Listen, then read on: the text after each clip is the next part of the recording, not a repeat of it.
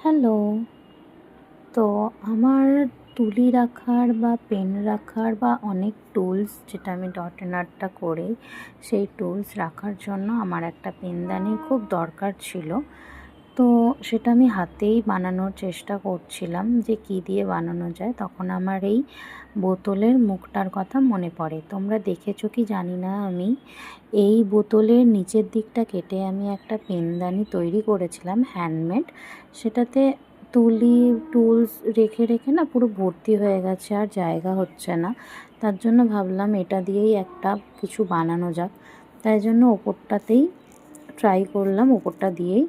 তো এটা মানে দাঁড় করাবার জন্য তো আমার কাছে কিছু সুতোর যে খালি তোমার রিলগুলো থাকে, ওই রিলগুলো দিয়ে ওটা একটু সাপোর্ট দিচ্ছিলাম, কারণ দেখছিলাম ভারী কিছু রাখলে ওটা উল্টে যাচ্ছিলো। তাই জন্য একটু আঠা দিয়ে ওগুলোকে ছোট ছোট করে কেটে তাই এরকম জুড়ে আঠা দিয়ে আমি বসিয়েছিলাম।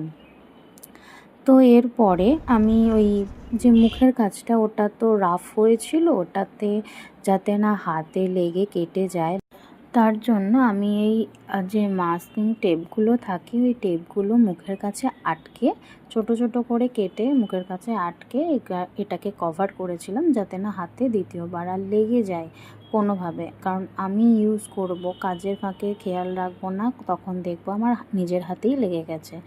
তাই জন্য মাস্কিং টেপগুলো দিয়ে কভার করে ভালো করে এটাকে কভার করেছিলাম।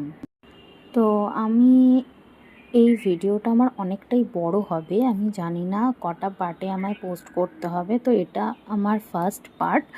তো যদি কিছু আইডিয়া তোমাদের মাথাতেও থাকে তাহলেও আমাকে জানিও, তাহলে ভালো হয়। তো এটার উপরে আমি সাদা রঙ করেছিলাম, কারণ প্রাইমার হিসাবে সাদা রঙটাই বেটার হয়, কারণ সাদার ওপরে কোনো কিছু দিলে ভালো লাগে সেটা দেখতে। তো সাদার ওপরে আমি হলুদ ট্রাই করেছিলাম।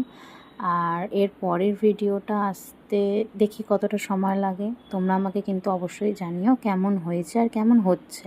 ভালো লাগলে একটা লাইক করে দিও।